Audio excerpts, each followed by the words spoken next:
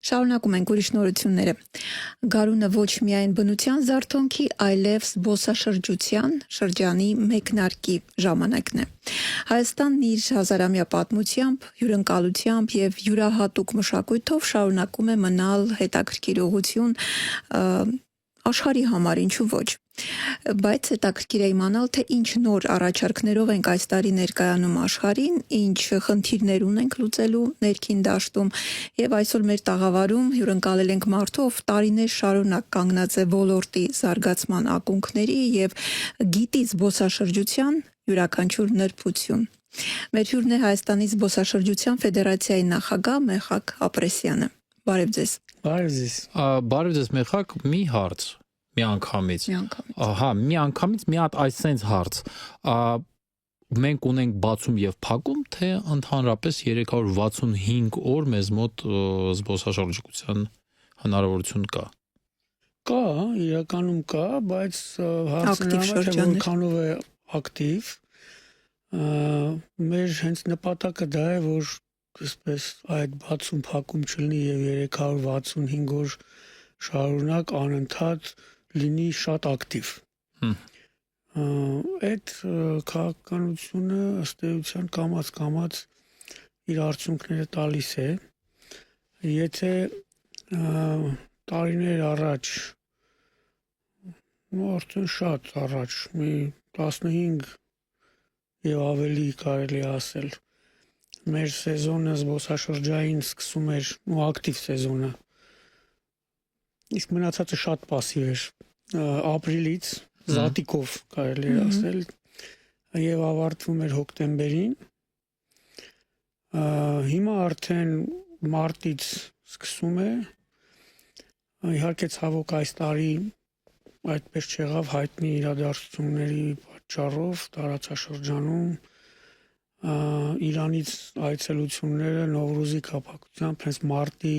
սկզբներից, մարտի կեսից, այսպես ասած, բավականին ակտիվացնում էր սեզոնը եւ ավարտվում նոյեմբերի կեսով։ Մինչ այդ եւ նոյեմբերի կեսից մինչեւ ամանոր համեմատաբար թույլ է, ու զգալիորեն թուլանում է։ Եվ ամանորը արդեն մեր ձեռքբերումներից է, որ ամանորը բավականին ակտիվանում է, տարեց տարի ակտիվանում է եւ հենց Հայաստանը նաեւ ամանորյա զբոսաշրջային երկիր է դառնում։ Ում համար։ Որ շատ երկրների արդեն օտարերկրյա շատ զբոսաշրջիկներ Հայաստան գալիս են։ Իսկ մերոնք ինչու են այդքան ձգտում շատ դուրս։ Գեղեցիկ է, դրա մասին մենք խոսանք։ Գնալով ավելի գեղեցիկ եւ ոչ միայն Երևանը, լավ պատրաստվում ենք, հետաքրքիր ենք։ Այս տարի իմիջիալոց շատ շքեղ էր, նաեւ հենց ձյուն, առատ ձյուն տեղած շատ գեղեցիկ էր եւ դա լավ է որ նաեւ տարածվեց այդ շատ կադրեր, տեսանյութեր աշխարհով մեկ։ Հուսանք որ դա իր դրական արդյունք ունենալու է նաեւ հաջորդ տարիների համար եւ ավելի շատ են գալու Հայաստան ամանորը նշելու։ Հետո արդեն հունվարի կեսից այդպես 10-ից նույնիսկ կարելի ասել մինչև մարտ շատ пассив է դառնում։ Այդ ուղղությամբ մենք պետք է շարունակենք աշխատանքը զբոսաշրջային սեզոնը երկարաձգելու առումով, որպեսզի այս նոյեմբերից ամանոր եւ ամանորից հետո, ասենք հունվարի 10-ից մինչև մարտ այդ ժամանակահատվածը այդ пассив արդեն համեմատաբար ու զգալի ավելի пассив սեզոնը ավելի ակտիվացնենք։ Պարոն Ապրեսյան, խնդրեմ։ Բայց այս տարի չմոռանանք ինչ եկա, մի ինչ-որ եղանակը նաև ձմեռային զբոսաշրջության առումով ապացուցեց եւ դա էլ պետք է անպայման կարողանանք շատ լավ աշխարհին ներկայացնել, գովազդել, որ գոնե մեր ձմեռային զբոսաշրջավայրերը ունեցան, այսպես ասած, շատ լավ երկար սեզոն։ Մինչև վերջերս երևի մի քանի օր առաջ ձյուն ունեինք Ծաղկաձորում, Մայլերում եւ դա շատ լավ է։ Այսինքն մենք պետք է կարողանանք նաեւ դա, այսինքն ձմեռային զբոսաշրջային սեզոնը նույնպես կարողանանք ակտիվացնել, եղանակ կից օգտվել, բայց նաև անպայման մայլերում կա, Ծաղկաձորում պետք է մտածել, որ նաև արհեստական ձյան այդ համակարգն ունենանք, որ նաև միշտ եղանակից կախված չլինենք, այսինքն եթե նույնիսկ եղանակի պայմանները այդքան էլ նպաստավոր չեն, կարողանանք մեր նաև ձմեռային զբոսաշրջավայրերը ավելի ակտիվ պահել։ Պարոն Ապրեսյան, այս թեմայից չեն կարող շրջանցել, յուրաքանչյուր մեր հանդիպման թեման չեն կարող շրջանցել հանդիպման ընթացքում, որովհետև այ ասացիք ձմռանը շատ են գալիս այստեղ, ամանորը բավականին գեղեցիկ է, բայց նաև նկատելի է, որ մեր հայրենակիցները ձգտում են դուրս գալ։ Մի կողմից հասկանալի է, որ անդադ նույն միջավայրում ես, ուզում ես միջավայրը փոխել, նոր երկիր տեսնել կամ թեկուզ հարևան երկիր գնալ,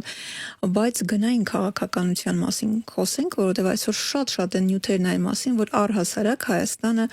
Մոսկվայից եւ շատ եվրոպական երկրներից ավելի թանկ է։ Շատ կարևոր, շատ հետաքրքիր հարց տվեցիք եւ բազմակողմանի,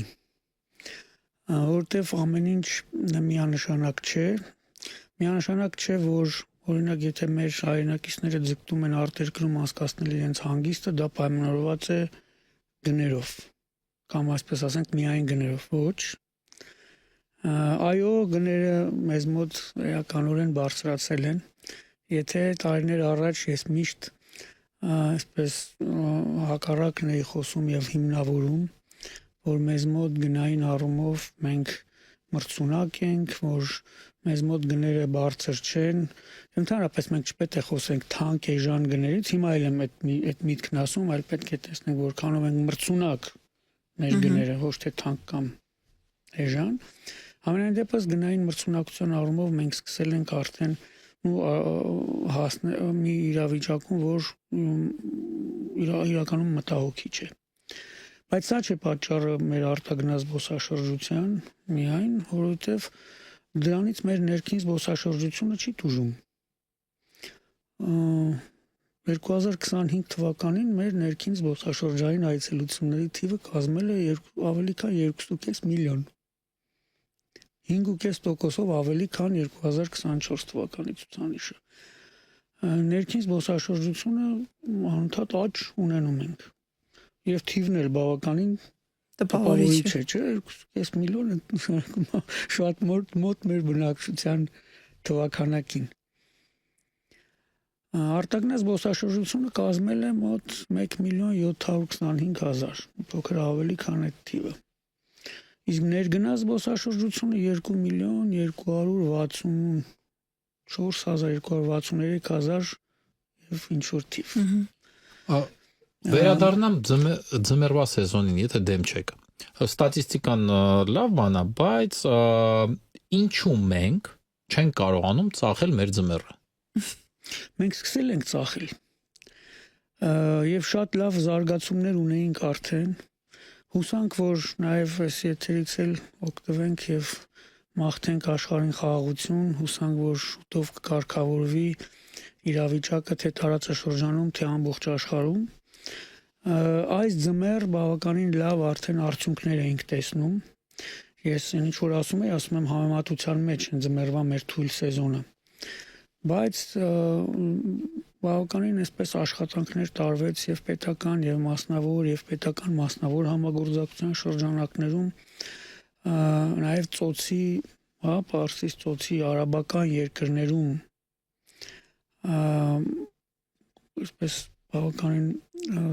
ծավալուն համակարգված աշխատանքներ եւ մարքեթինգային եւ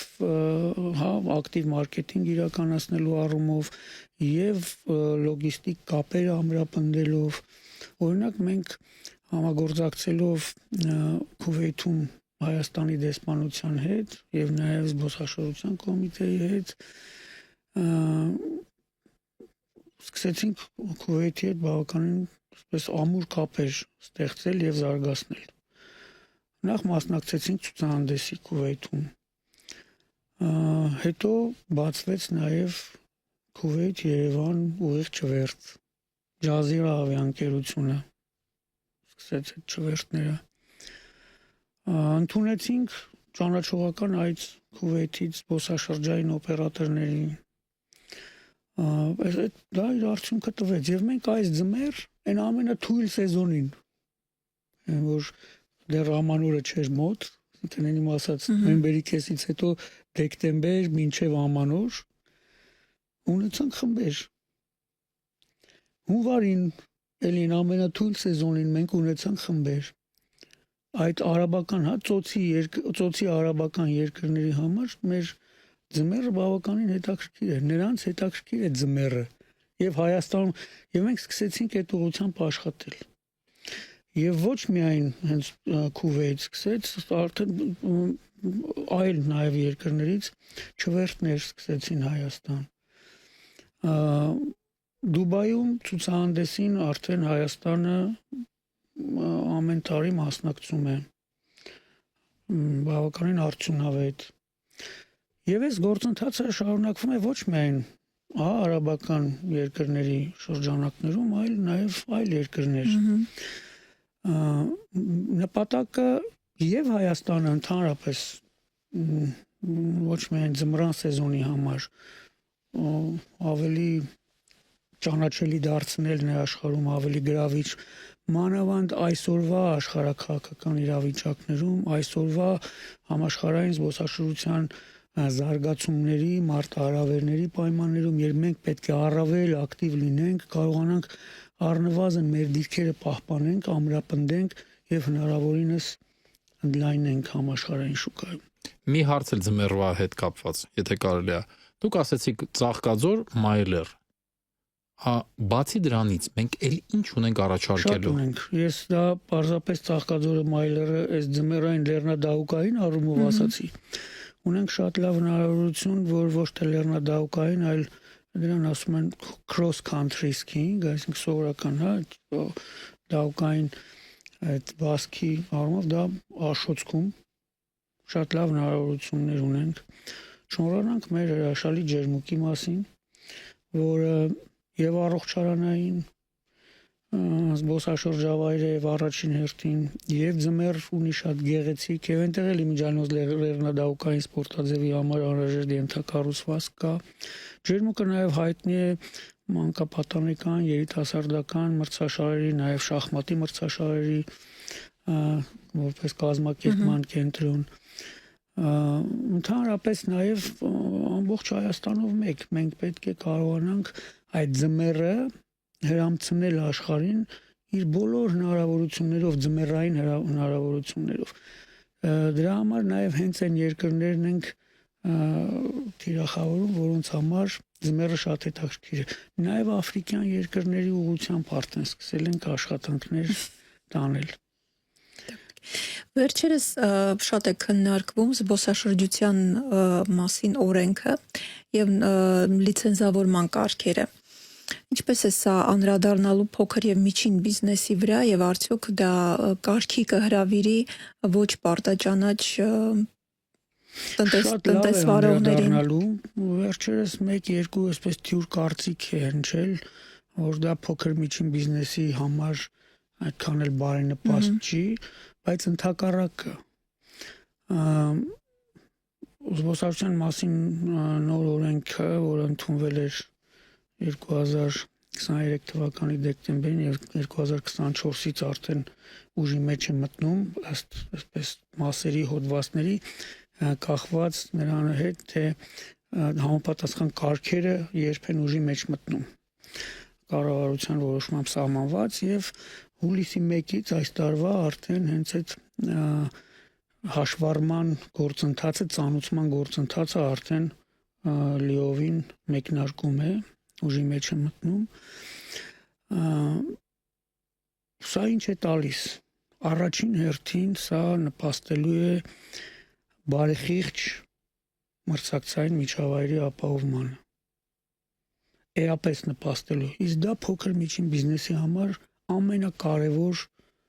գործոններից մեկն է, պայմաններից մեկն է իրենց գործունեությունը ծավալելու համար։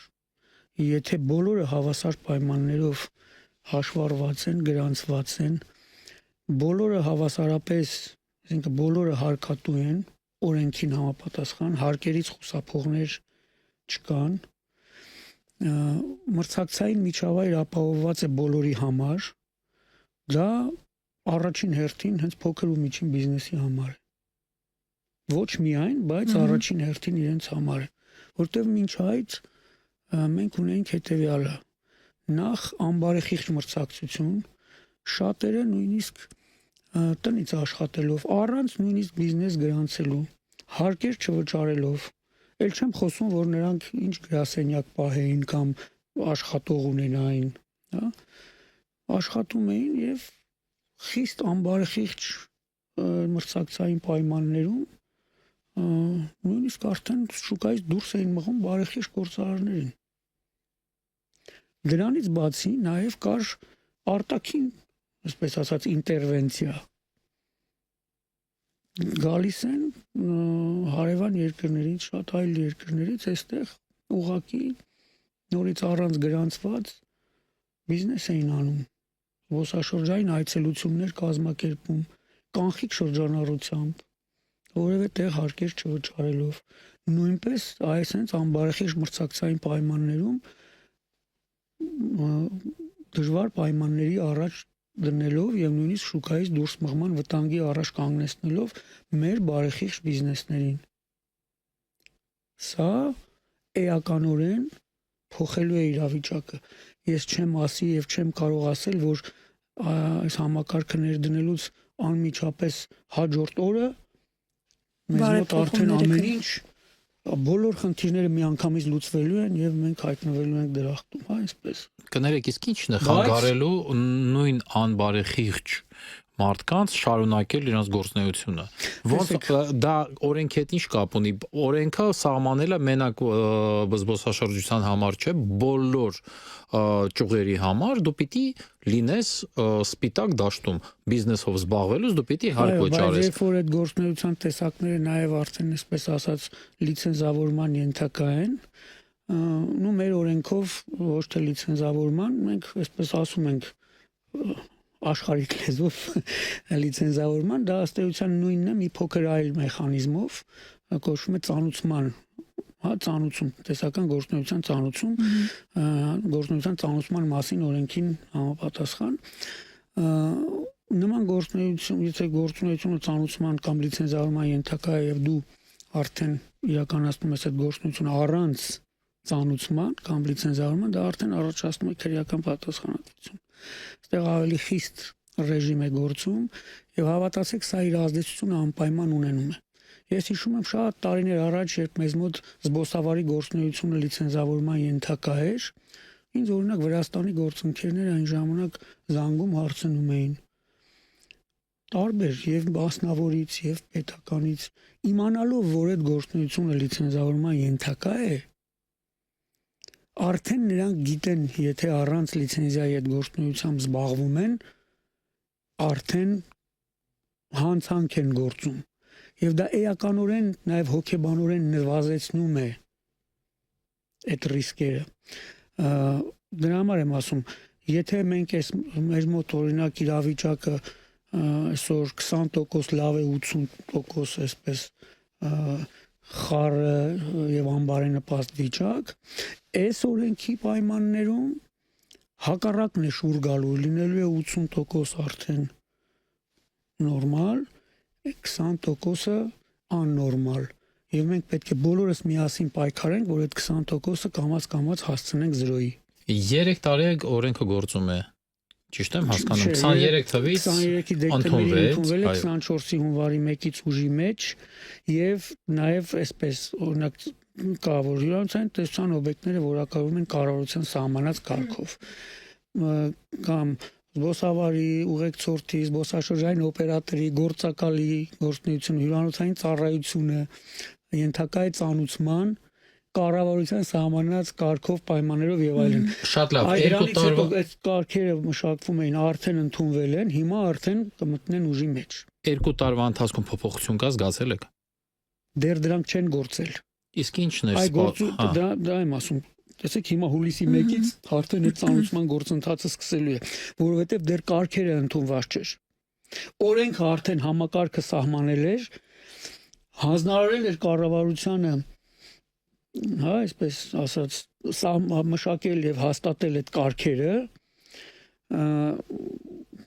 եւ օրենքը այդ մասով գործում է, չէ՞, այսինքն արդեն հիմքը ստեղծել է,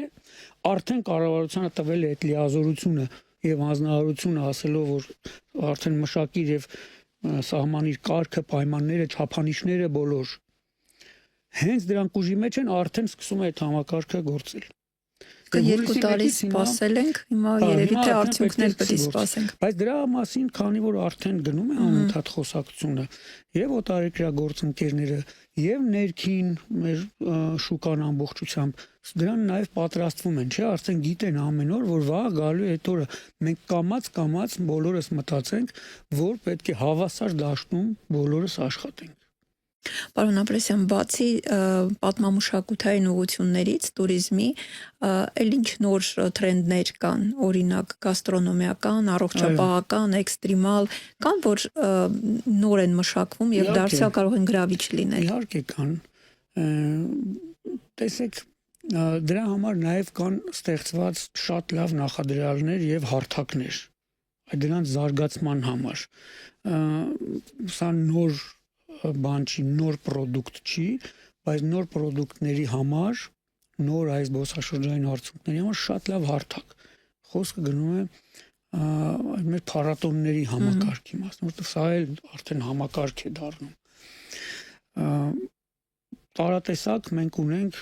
ձեր նշած գաստրոնոմիական, հա, ուղղվածության փառատոններ, տոլմայի համահայկական փառատոնը, Գինու գարեջրի, խորվաթի փառատոնը, գինու փառատոն, գարեջրի փառատոն, տոնացիսական ուտեստների մենք ունեցել ենք եւ դա գաթայի փառատոն, տարբեր, օրինակ հայ վրացական, հայ իրանական մշակութային խոհանոցային փառատոն, մեկ նոր շատ լավ նախաձեռնություն, որ անցած տարվանից մեկնարկեց եւ շարունակական է լինելու հայ եւ ազգային փոքրամասնությունների մշակութային խոհանոցային փառատոն, հետաքրքիր իրադարձություն հրաշալի, որտեղ մեկ վայրում հայկական եւ Հայաստանի ազգային փոքրամասնությունների խոհանոցը այսպես տաղավարներում ներկայացվում են, նրանց նաեւ ոչ միայն խոհանոցը, նաեւ ընդհանրապես մշակութային ժառանգությունը արհեստով, արվեստով, երգով, երաժշտությամբ, պարով եւ այլն։ Սրանք շատ հետաքրքիր միջոցառումներ են, շատ գրավիչ զբոսաշրջիկների համար, որովհետև ընդհանրապես միտումը համաշխարհային զբոսաշրջության մեջ այնպիսին է, որ զբոսաշրջիկի ակնկալիքները արդեն ոչ միայն այսպես ճանաչողական են, այլ գնամ Գառնին տեսնեմ, Գեղարդը տեսնեմ կամ գնամ Լուվրը տեսնեմ, Կոլիզեը տեսնեմ եւ այլ, հա, աշխարհում տարբեր, այլ ես ապրեմ այդ տեղի կյանքով, ուղղակիորեն շփվեմ տեղի մշակութային ժառանգության հետ, վայելեմ այն, կյանքի փորձ կիսեմ տեղի բնակչության հետ։ Իսկ այդ փառատոնները դրա համար հենց հրաշալի միջավայր են։ Եվ նաև հարթակ այլ տարատեսակ արդյունքներ ձևավորելու։ Գինու փառատոնով Արենիում 2009 թվականից 8-9 թվականներից մի քանի տարի առաջ 2004-5 թվերին մի անգամ եղել էր այնտեղ կազմակերպվել էր փառատոն, ցավոք շարունակականություն չէր ունեցել, բայց կարելի ասել այսպես էլի նորից այսպես արտնասրել էր նման անհրաժեշտություն, բայց 2008-9 թվականներից դա դրվեց ինստիտուցիոնալ հիմքի վրա եւ ամեն տարի ունեցել ենք եւ այդ գինու փառատոնը ես միշտ այսպես հայտարարում եմ, որ նաեւ էապես նպաստել է մեր գինու եւ գինեգործության մշակույթի վերածննդին Հայաստանում։ Եվ այսօր մենք ինչ գինեգործություն ունենք։ Եվ այսօր ոչ միայն գինու փառատոն, այլ Երևանյան գինու օրեր եւ ամեն այս փառատոններին 1-2 նոր գինեգործներ հրաշալի գինիներով։ Մեր այսօր գինեգործությունը արդեն աշխարհում շատ լուրջ մրցակցային հայտ է ներկայացնում եւ շատ գրավիչ հենց գինու զբոսաշրջության երկիր ենք մենք դառնում արդեն։ Իսկ առողջապահության ոլորտը դարձյալ մրցունակ ենք։ Տեսեք մի շատ կարևոր բան, որ նաև 2-3 տարի է արդեն, գուցե մի փոքր էլ ավելի, սկսեց նաև այդպիսի մի գործընթաց, չնայած մենք ունեինք, եւ ատամնաբուժության Այո, ոլորտում մասնավորապես այստեղ են գալիս։ բայց ավելի էսպես ինստիտուցիոնալ մոտեցում էկոնոմիկայի եւ առողջապահության նախարարությունները միասին սկսեցին այսպես միասին մտածել դրա մասին, կազմակերպեցին 1-2 արդեն սկզբից մեկ քննարկում մի փոքր տենց ավելի փոքր շրջանակով, երկու նախարարություններ, առողջապահական, բժշկական կենտրոններ, туриզմի հայկական ֆեդերացիաներ ներկա, մի քանի նաև բիզնեսի ներկայացուցիչներ, սկսեց մեկնարկը այդպիսի քննարկումների, որ մենք պետք է բժշկական զբոսաշրջությունը մի նոր մակարդակի վրա բարձրացնենք։ Հետո արդեն ավելի մեծ համաժողով տեղի ունեցավ,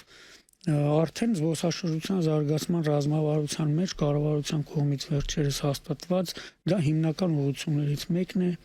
արդեն նախանշվել այդ ուղղությամբ արդեն զգալի աշխատանքներ տարվում են մենք ունենք այդտեղ զգալի պոտենցիալ այնքան պոտենցիալ որ մեր ներքին շուկան դրան չի բավարարում մենք պետք է կարողանանք մեր այդ ծառայությունները արտահանել ինչպես արտահանել ներգնաց զբոսաշրջության միջոցով, բժշկական զբոսաշրջության միջոցով։ Իսկ մենք կարող ենք ձեզ մի հատ հետաքրքիր գաղափար տալ։ Իհարկե։ Օրինակ համար դուք ասեցիք, որ զբոսաշրջիկներին հետաքրքիր է գալ Հայաստան ու ոչ թե միայն գնալ պատմական վայրեր նայել, այլ ապրել, հասկանալ, փորձել Հայաստանը, չէ՞։ Այսինքն հասկանալ այդ համահոտը Հայաստանի զգալ հայ կյանքով։ Նայեք, օրինակ հիմա Նորվեգիայում երևի լսած կլինեք, կա վիկինգների գյուղ։ Ու այդ ամենահետաքրքիրն է, որ այդ գյուղը գոյություն ուներ, ու այդ մարդիկ որոշեցին, հենց այդ գյուղի մարդիկ որոշեցին, որ մենք պետք է սարքենք մի հատ վիկինգների գյուղ, որ մեզ մոտ գան զբոսաշրջիկները։ Հենց այնտեղի ապրողները ու արեցին իրականացրեցին այդ պրոյեկտը, այսօր այդ գյուղը դադար չունի բացարձակապես։ Ամեն օր են դեկա զբոսաշրջիկներ գալիս են ու մի, ասենք, մի քանի օր ապրում են, որ այդ ձեր ասած համն ու հոտը զգան։ Մենք էլ Հայաստանում ունենք գյուղեր հետաքրքիր վայրերում, որոնք չգիտեն ինչով զբաղվեն գյուղացիները։ Միգուցե կարողանաք մի հատ տենց հետաքրքիր գյուղ ստեղծեք, հենց բնակիչներն էլ դառնան, իրանց տները դառնան հյուրանոցներ, որտեղ մարդիկ կգան իրանց հետ միասին կապրեն, լավաշը կսարքեն, չգիտեմ, մածունը կսարքեն, կուտեն, կփորձեն, ծիրանը կհավաքեն, ծիրանից օղի կսարքեն, չգիտեմ, այդ օղին կխմեն։ Բայց ինձ թվում է, չէ՞, նման այդ հրաշալի գաղափար է, հրաշալի բան եք ասում, եւ ուրախացնեմ ձեզ։ Զբոսաշրջության մասին նոր օրենքը միայն լիցենզավորմանը չի անդրադարձել, շատ ինստիտուտներ է այսպես նաև նախատեսել եւ դրանցից մեկը հենց զբոսաշրջային գյուղ հասկացությունն է, որ սահմանվել է եւ որ արդեն կառավարությունը սկսել է նաև հայտարարել զբոսաշրջային գյուղեր եւ դա ոչ միայն հայտարարելով է, դա նշանակում է հայտարարելով այս կամ այն գյուղը զբոսաշրջային գյուղ, դրա տակ արդեն ծրագիր է դրվում։ Եվ այդ ձեր ասացի նման ամեն գյուղ իր առանձնահատկություններից ելնելով, շատ լավ օրինակ բերեցիք վիկինգները, չէ՞, այնտեղ վիկինգների գյուղ է, իսկ մեզ մոտ կան տարբեր գյուղեր, այս մեր փոքրիկ Հայաստանում կարելի է տարբեր առանձնահատուկ մշակույթներ, խոհանոցներ, սովորույթներ, ավանդույթներ տեսնել։ Յուրաքանչյուր այդպիսի գյուղ, որը ունի ռեսուրս, ունի այդպես հետաքրքրություններ, դրանց հաշվի առնմամբ պետք է ձևավորվեն եւ հայտարարվեն նման գյուղեր, զբոսաշրջային գյուղեր, իրենց զարգացման ծրագրերով։ Հայտարարելը մի կողմ, ասեցի, իրականացնելը։ Դե հենց այդ եմ ասում, պարզապես ոչ թե հայտարարել, այլ որ հայտարարում ենք, դրա տակ նաեւ պետք է ծրագիր դրվի։ Նման փորձ մենք ունեինք զբոսաշրջային կենտրոն հայտարարելու մեր ինչ այս գործող օրենքով։ Նախկին օրենքով զբոսաշրջության եւ զբոսաշրջային գործունեության մասին հայտարարված այդ ջերմուկն էր զբոսաշրջային կենտրոն, մի օրինակը ես դες բերեցի, չէ, ջերմուկը հայտարարվեց զբոսաշրջային կենտրոն, ջերմուկի զարգացման ծրագիր հաստատվեց, նպատակ ունենալով ջերմուկը դարձնել, ինչպես դուք ասացիք, ցենց մեր հաղորդման սկզբում տարվա 4 եղանակի զբոսաշրջային կենտրոն, ուղղություններով այդ բոլոր ուղղությունները զարգացնելով ձմեռային, առողջարանային, մանկապատանեկան միջոցառումների եւ միջազգային մրցաշարերի կազմակերպման կենտրոն, այսպես հա, զբոսաշրջային ծրագիր էր դրվում տակը Ծաղկաձորը զբոսաշրջային կենտրոն ծրագրով, Հյուսիսային դարպաս, Տաթև, չէ, բոլորը ծրագրեր ունեին։ Նույնը այս օրինակը պետք է կիրառվի զբոսաշրջային գյուղերի նկատմամբ։ Մի շատ կարևոր հանգամանքի մասին էլ խոսենք, հիշում եմ մեր նախորդ զրույցի ժամանակ ասացիք, որ գոյություն ունի համաշխարհային քարտեզ, որտեղ հատուկ գունային երանգով լույսեր են վառվում անվտանգության տեսանկյունից, եւ Հայաստանը այդքան էլ բարենպաստ գույնով նշված չէր։ Փոխվել է արդյոք վիճակը եւ դեպի ուր ենք շարժվում անվտանգային տեսանկյունից։ Տեսեք, մասնավոր մակարդակում շատ հեղինակավոր պարբերականների այսպես կողմից եւ մակարդակներով միշտ Հայաստանը ամեն տարի տարբեր այսպես լավ հեղինակավոր պարբերականներով հայտարարվում է որպես աշխարհի ամենաանվտանգ երկրների top 10-ում այսպես։ Պաշտոնական մակարդակներում ցավոք դեռևս իրավիճակը նույնն է, դեռևս Ամերիկայի Միացյալ Նահանգներ, եվրոպական շատ երկրներ, Ճապոնիա, իրենց արտգործնախարարությունների կայքերում Հայաստանը դեռևս կարմիր եզրագծերով է։ Հատկապես Սյունիքի, Գեղարքունիքի, Տավուշի, Վայոց ձորի մարզերի այդ շրջանի հատվածը։ Դա այդ ուղղությամբ կարելի ասել ամենօրյա աշխատանք տարվում է եւ դիվանագիտական մակարդակով տարբեր պետական հարթակներում, զբոսաշրջային կոմիտեի, բոլոր միջազգային գործընկերային հարթակներում, մասնավոր մակարդակում туриզմի այգական ֆեդերացիան իր ժանկ չի խնայում իր բոլոր հնարավորություններով ուղղությամբ աշխատանքներ տանել եւ հատկապես նաեւ հենց այս փառատոնների մակարդակով։ Բայց տեսեք, մի կողմից այդ խնդիրը ունենք, մյուս կողմից շատ միջազգային միջոցառումներ իրականացվում են եւ պետական մակարդակով եւ մասնավոր։ Եւ նաեւ այս փառատոնները, այ մենք նաեւ դրա միջոցով է որ պետք է աշխարհին ցույց տանք իրականում ինչպես է Հայաստանում։ Եվ աշխարհը նայում տեսնում է, չէ, այդ պարբերականներն էլ են այդպես անդրադարձանում։ Նայում են, ասում են դե լավ, հիմա չգիտենք այնտեղ պաշտոնական կայքերում ոնց է, բայց տեսեք Ինչ գեղեցիկ փառատոներ են կազմակերպվում, բազմահազար զբոսաշրջիկներ տարբեր երկրներից գինու բաժակը ձեռքներին այսպես անհոգ երջանիկ շրջում են Հայաստանում եւ Երևանի եւ մարզերում տարբեր փողոցներում վայելում են, այստեղ միջազգային կարևոր միջոցառումներ են իրականացվում։ Այս տարի հենց մայիսին չէ նախատեսվում է Եվրոպական խորհրդի մեծ միջոցառում, այստեղ եվրոպական 40-ից ավելի երկրների ղեկավարներ, ներկայացուցիչներ լինելու են Հայաստանում, COP17-ն է լինելու հոկտեմբերին, այսինքն եւ ոչ միայն այդպեսին, նաեւ սպորտային միջոցառումներ են լինում եւ նախորդ տարիներին են եղել, չէ, մշակութային մեծ միջոցառումներ են լինում։ Սրանք պետք է շատ լայնորեն, ակտիվորեն, ագրեսիվ ներկայացվի աշխարհին, գովազդ, որ աշխարհը տեսնի, հա, դե լավ ոչինչ, այնտեղ պաշտոնապես չեն հանել այդ կարմիր գծերը, հիմա մի օր կհանեն, որտեղ այդ ուղղությամբ աշխատանքներ տարվում են, բայց մի օր կհանեն, հեսա իրավիճակն էլ կկարգավորվի, կոնֆլիկտները կդադարեն, խաղաղություն կտիրի, դա էլ կհանեն։ Շատ հետաքրքիր ու գիտեք, չէ, լավ ասացիք, խաղաղություն կտիրի, բայց գիտեք չէ, որ 6000 տարի, որ մարդկությունը գրի է առնում պատմությունը, ընդամենը 250 տարի երկրագնդում չի եղել կռիվ։ Մնացած ժամանակ կռիվ է եղել, մարդը տենց էակ է, մարդը պարազիտ է երկրագնդի վրա։ Մի հատ էլ գաղափար, որը կարող եք վերցնել, ինքը ուղղակի սենց շատ պարզ գաղափար է, էլի։ Նայեք, օրինակ համար Ճապոնիան այդ իրանց ընդամենը սակուրայի, չէ, բալի այդ ծաղկը դարձրել է համաշխարհային տրենդ, աշխարհով մեկ մարդիկ գալիս են ու որ նայեն ոնց է սակուրան ծաղկում։ Բացի դրանից ասեմ ձեզ, որ բանի հետ եղանակի տեսության հետ նաև ասվում է, որ ռեգիոնում այսօր սակուրան ծաղկում է։ Մենք ունենք ծիրանը, Prunus armeniaca, որը հայկական, բուն հայկական ծառ է, պատուղ է եւ այլն։ Եվ ծաղկում է, եւ սիրուն է։ Ինչու օրինակի համար դուք ասում եք գաղափարը, որը հեսա։ Ինչու այդ գաղափարը չենք աշխատացնում, ինչու չենք սարքում հետաքրքիր ստեղծում հետաքրքիր ծիրանի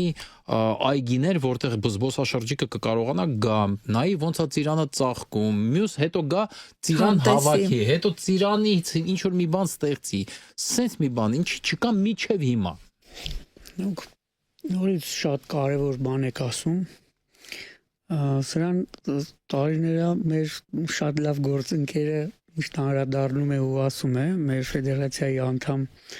ընկերություններից մեկի հիմնադիր ղեկավարը Տիկին Լարիսան, AM Travel։ Նաև մի շատ հետաքրքիր նման առաջարկ ունենք եւ նման հարց բարձրացրել ենք։ Թող եթե լսում եմ այս Տիկին Լաուրան, շատ լավ կին տարեցկին, որ առաջարկում էր, որ բուսաբանական այգում մենք բացի այ ունենալով շատ տարատեսակ դեկորատիվ բուսատեսակների ունենանք նաև պտղատու ծառեր հայկական եւ դա շատ լավ առաջարկ է եկեք ձեր առաջարկի հետ միասին այսօր sense միասին այս հարթակը օգտագործենք Երևանի քաղաքապետարանին այդ հարցը նորից այսպես եթերից ներկայացնենք եկեք իրականում մեր բուսաբանական այգում մի մեծ հատված նվիրենք կամ այսպես հատկացնենք հայկական պտղատու ծառերին եւ հատկապես ծիրանին, այո, շատ ճիշտ եք, բայց մի բան ունենալու առումով մյուսը մենք շատ ծիրանի այգիներ ունենք, չէ, Հայաստանում, պարզապես դա դարձնենք բրենդ, այդ ուղղությամբ աշխատենք, ոնց որ Սակուրա Ճապոնիայում շատ կա եւ իրենք դա դարձրել են, այսպես ասած տոն դա դարձրել են Ինչա մեզ խանգարում։ Ոչինչ չի խանգարում, պետք է անել, պետք է դա գովազդել բոլոր մակարդակներով։ Եվ պետական, եւ մասնավոր մեր տուրիստական ընկերությունները նույնպես կարող են նման այդպիսի փաթեթներ զբոսաշրջային ձևավորել եւ վաճառել, իրացնել, հա, բերել այդպիսի փաթեթներով զբոսաշրջիկներ հատկապես ծիրանի սեզոնին եւ այդ ծիրանը ցուցադրելու, որը ըստ էության կա, բայց այդպես չեն հնչեցնում, իհարկե ծիրանի ծաղկման սեզոնին մենք ունենում ենք զբոսաշրջիկներ եւ նրանք գալիս են եւ դա վայելում են։ Բայց ինչու, բայց չգիտես ինչու, ինչպես դուք շատ ճիշտ ասում եք, մենք դա չենք դարձրել իրադարձություն։ Հատկապես եկեք, հատկապես եկեք այս Սուրբ Արարատյան երկրում, այս Նոյի երկրում, այս հետաքրքիր այս Prunus armeniaca-ի ծաղկելը տեսեք, հետո էլ եկեք նաև պատուղը վայելեք։ Կարծեք դա ցույց ենք տալիս, վայելում են, ծիրանի օղել են խմում։ Ու չեն գնում հետ։ Մանում են այդ այգիում։ Բայց կարծես ինչ որ չենք դարձրել այդ այնց համաշխարհային բրենդի մակարդակի պետք է դարձնել։ Ձեր գործարում։ Այո։ Դե ինչ, շնորհակալություն։ Ձեզ ենք շնորհակալություն, հուսով ենք մեր գաղափարները դուք կօգտագործեք եւ կիրականացնենք, մենք էլ ինչով կկարողանանք օգնենք։ Ես հիշեցնեմ այսօր հյուրընկալել ենք Հայաստանի զբոսաշրջության ֆեդերացիայի նախագահ Մեխակ Ապրեսյանին։ Շնորհակալություն, վստահ եմ մեր հանդիպումները պարբերական կլինեն։ Ես էլ վստահ եմ, ձեզ ենք շնորհակալ։ Ձեզ էլ հաջողություն ու մեծ քանակի զբոսաշրջիկներ Հայաստանում։ Մեզ բոլորիս։